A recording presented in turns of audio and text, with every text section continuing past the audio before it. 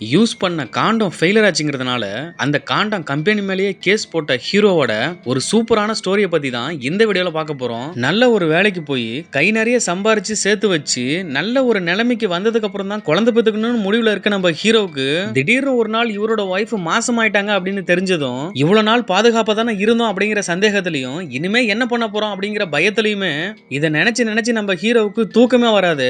அப்பா ஆயிட்டோம் அப்படிங்கிற சந்தோஷத்தை விட இனிமே நம்ம என்ன பண்ண போறோம் அப்படிங்கிற பயம் தான் நம்ம ஹீரோவுக்கு அதிகமாவே இருக்கும். ஒரு நாள் இந்த கேஸ் கோர்ட்டுக்கு வருது. இவரோட ஃப்ரெண்ட் லாயரா இருக்கிறதுனால அவரை வச்சு இந்த கேஸை ஸ்டார்ட் பண்றாங்க. நான் குழந்தை பெத்துக்க கூடாதுன்னு முடிவுல இருந்தேன். இவங்க கம்பெனி ப்ராடக்ட் யூஸ் பண்ணதுனால இப்போ என் மனைவி கர்ப்பமா இருக்காங்க. அதுக்கு நஷ்டீடா என் குழந்தைங்க பிறந்துச்சுன்னா அதை வளர்க்கறதுக்காக 1 கோடி ரூபாய் நஷ்டீடு கேட்பாங்க அந்த கம்பெனி மேல. இதெல்லாம் பார்த்துக்கிட்டு இருந்த நம்ம ஹீரோவோட ஒய்ஃபுக்கு ஒரு கட்டத்துல கோபம் அதிகமாகி அவங்க அம்மா வீட்டுக்கு கோச்சுக்கிட்டு போயிருவாங்க. ஒரு நல்ல புருஷனா தான் எனக்கு இருக்க முடியல, ஆனா என் குழந்தைக்கு ஒரு நல்ல அப்பனா இருந்திருக்கலாம்ல அப்படின்னு சொல்லிட்டு அந்த பொண்ணு போயிருவா.